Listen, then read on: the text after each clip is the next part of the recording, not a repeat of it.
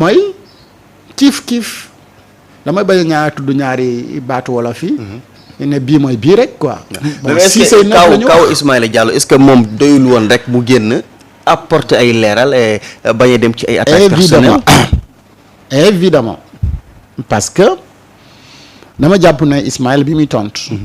dafa fàtte titre premier vice-président assemblée nationale mais tontu en tant que militant. de Pastef. alors que moom moo waroon a apporter la réponse pour clore débat bi. mais moi Ismaïla Diallo en tant que premier vice-président de l'Assemblée nationale ci li nga xamante ni moom la Guy Marius Sagna wax ni moom laa bëgg a indi ay leeral pour askan wi ngeen jàpp ni li Guy Marius Sagna wax ni ngeen ko déggee wala moom ni mu ko waxee demeewul noonu waaye nii ak nii ak nii ak nii ak nii ak nii ak nii ak nii ak nii la demee leeral ko askan wi ba askan wi mu leer nañ ci seen bopp waaye boo ñëwee rek di def ay réponses yu nga xamante ni très codé nit ñi xamuñu ko loolu également day indi problème au lieu d'attaquer directement Guy Marius Sagna naan boppam rek la doyloo moom dafa am beneen agenda Guy Marius Sagna bi ngeen foog ne moom la du moom mais laaju ñu la loolu yëpp li ñu la laaj te bëgg ko xam mooy li Guy Marius Sagna wax ni lan moo ciy dëgg ak lan lañ ci mën a jàpp.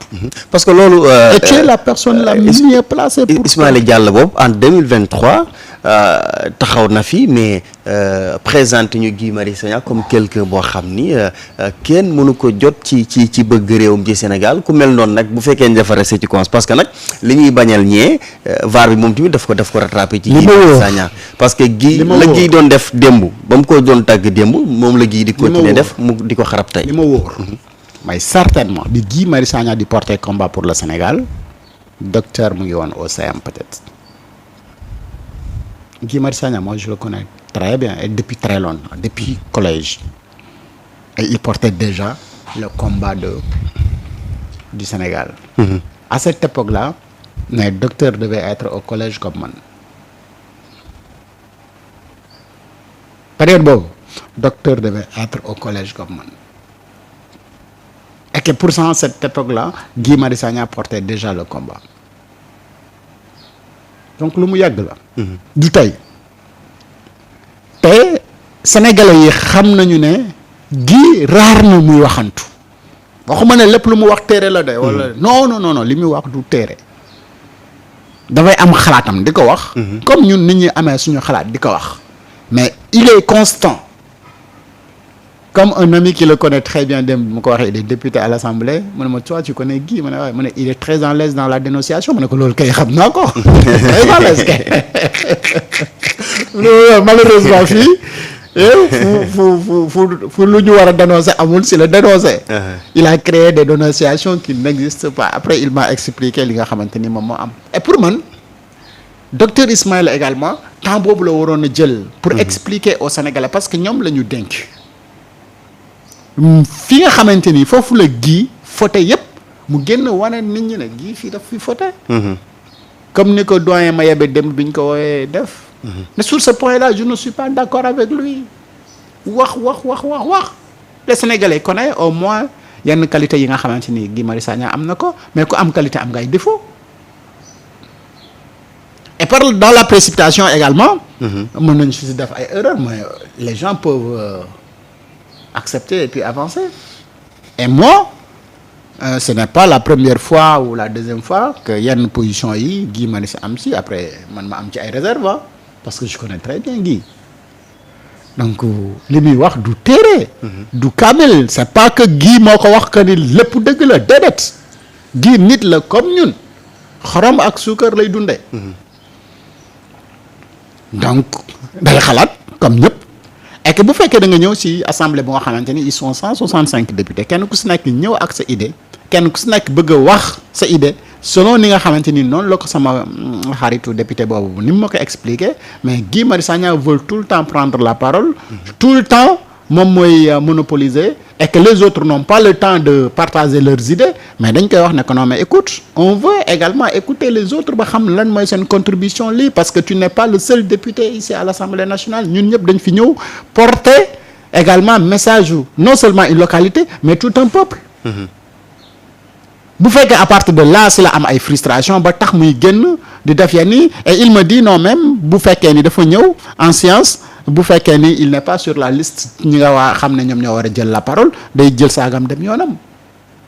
mais ma ne non nekkul loolu moo tax ñu fal de Guy Marius Sagna donc dafa war a assister travaux yi parce que loolu moom moo tax ñu di ko fay salaire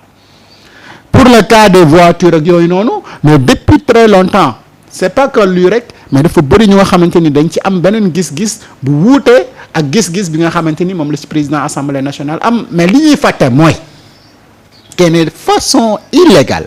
si la Macky Sall jëlee 900 000 di ko jox député yi alors que bokkul woon ci seen salaire et ñii ñëpp di wax ni auparavant fu ñu nekkoon pourquoi waxuñu woon Macky Sall ne ko non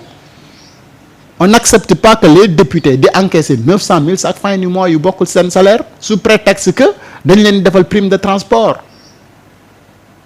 jox leen seeni oto yi nga xamante ni moom la ñu mos di am parce que moom moo ëpp avantage pour le Sénégal maintenant bu ñu la joxee oto bi naka la ñuy gérer oto bi loolu moom mooy la question fondamentale bu nga xamante ni man jàpp naa ne dañ ko war a régler et puis question bi ñu jàll parce que un député qui se déplace dafa war a am moyen de déplacement parce que tu ne peux pas envoyer benn Ndeye Awa Dieng qui vient de Koungheul et puis qui n'habite pas Koungheul ville dëkk ba côté ba dem ba Saly Escale nga xamante ni bu wàccee sax d'ailleurs pour mu dem dëkkam Ndiayène wala whatever dina wàcc tali bi dugg ci xur yi yegg kooku bu amul oto mais est-ce que dina mën a def mission normalement et je pense également à d'autres députés yu nga xamante ni très loin au Sénégal mais qui n'ont pas de moyens de transport et que war a dem tout le temps ci seen gox yooyu noonu ñëwaat Ndakaaru mais est-ce que problème bi aussi nekkiwul fi nga xam ni itam le président El Malick consulté wul député yi ci le fait que muy def leen di jëndal oto ci loo xam ne ñoom joxe ni jàpp nañu ñoom ñoo ko moom. assemblée nan lañ ko composé c'est 165 députés. Parmi les députés am na ñu nekk ci groupe parlementaire. am ñu nekk ay non inscrits. loolu même ba ci prise de parole yi à l'Assemblée nationale daf say feeñ. Assemblée nationale am un président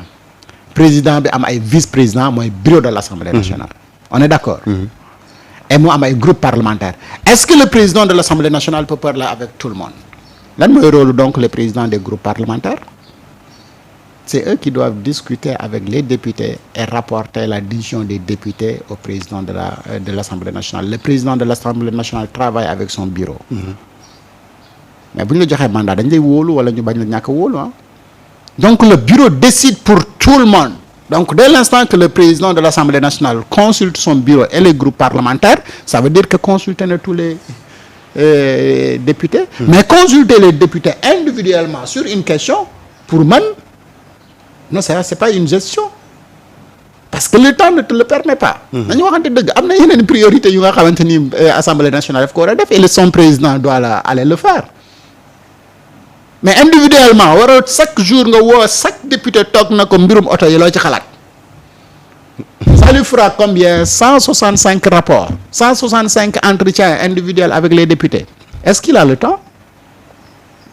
Mais bu consulter son bureau et les présidents des groupes parlementaires et règle la question lu ñu tënk ñu xam ne lii la ñu tënk voilà ce qu'on va décider pour l'Assemblée nationale parce que ñun on est mandaté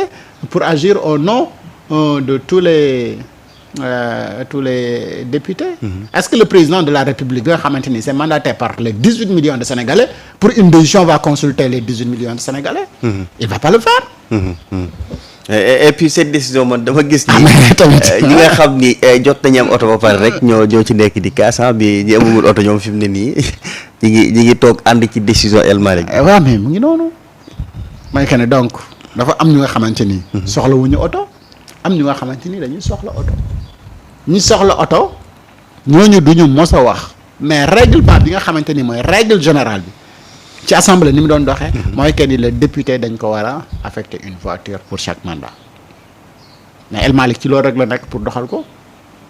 kenn mësula bind ci texte assemblée nationale yi que ni le député dañ ko war a subventionner 900 000 par mois pour des primes de transport mais dañ ko war a affecter une voiture chaque mandat. Chaque mandat. Donc bu fekkee ni le président de l'Assemblée nationale dafa jël décision ne léegi 200 li ñu doon def ci ay frais pour subvention yi dugal seen salaire yi mais bokkul si seen salaire yi contrairement ak ñenn ñi niñ ko défendre mais dañ koy jëndee ay oto yoo xam ne moomeelu Sénégal lay doon mais chaque mandat mais député yi ñëw ñu affecté leen oto yooyu noonu bu seen mandat jeexee ñu récupéré waat oto yi loolu député yi waruñu sax xaar ñu ne leen delloo leen oto yi mais bu seen mandat jeexee ñoom ñoo ko war a delloo. d'accord affaire 45 milliards d'armement yi moom itam son dossier mujjee naa kon dellusiwaat ci kaw table ji ndax boobule dossier nga xam ni ci ay jamono en tout cas sénégalais yu baree bari doon nañ ci wax di ci addu non seulement jàpp nañ ni doxalin yi jaarut yoon ci googeelee dossier ñu gis te signature kii di Abdou Karim Sall ak Abdoulaye Daouda Diallo ñu jàpp ni itam dossier gi ay surfacturation yi jéggi daf ci am mais gannaaw yi ay toftal ci ay manifestations yoo xam ni itam gis nañu ay nit yu ca wàcc yore ay ngàndaay bu nekk topp tey dossier boo xam ni yaakaar naa ni soxal na Sénégalais yu bare bare à ce que ñu indi ci ay leeral. waaw 45 milliards d'armement yi fan yi la ñu gis ne dégg dugg na ci mbir yi pour wax ñoo dëgg-dëgg 45 milliards d'armement yi lan moo ko taxoon jóg. kan moo ko décaissé lan lañ ci jënd fu mu jëm c'est-à-dire benn enquête am na ci. mais nag sénégalais bu ne mu ngi doon xaarandi bés ñëw